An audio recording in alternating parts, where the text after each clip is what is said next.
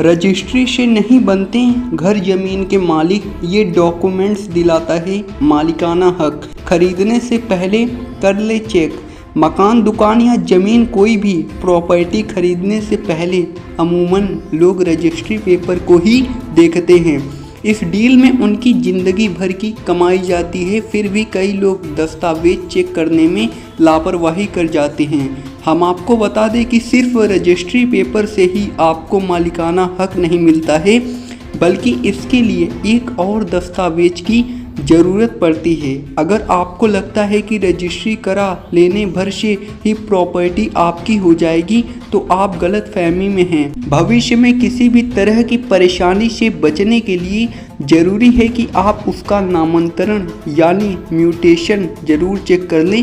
आपको पता होना चाहिए कि केवल सेल डील से नामांतरण नहीं हो जाता। बिना नामांतरण के संपत्ति नहीं होती आपके नाम।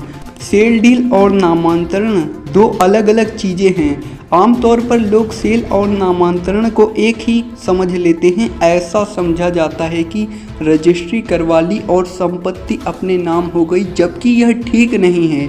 किसी भी संपत्ति का जब तक नामांतरण नहीं किया जाता है, तब तक कोई भी व्यक्ति अपनी नहीं मान सकता। भले ही उसने रजिस्ट्री करवा ली हो, फिर भी संपत्ति उसकी नहीं मानी जाती, क्योंकि नामांतरण तो किसी दूसरे व्यक्ति के पास होता है। कैसे करवाएं नामांतरण?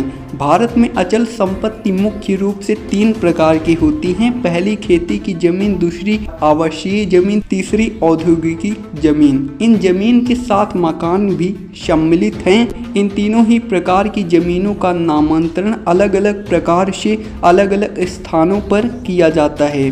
जब भी किसी संपत्ति को सेल डील के माध्यम से खरीदा जाए या फिर किसी अन्य साधन से अर्जित किया जाए, तब उस दस्तावेज के साथ संबंधित कार्यालय पर उपस्थित होकर संपत्ति का नामांतरण करवा लेना चाहिए। कहाँ से मिलती है पूरी जानकारी?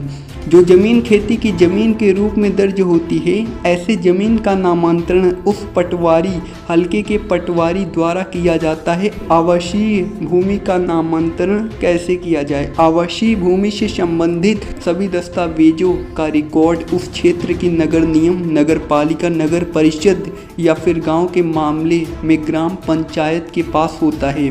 वही औद्योगिक जमीन का रिकॉर्ड औद्योगिक विकास केंद्र जो प्रत्येक जिले में होता है, उसके समक्ष रखा जाता है। ऐसे औद्योगिक विकास केंद्र में जाकर यह जांच करना चाहिए।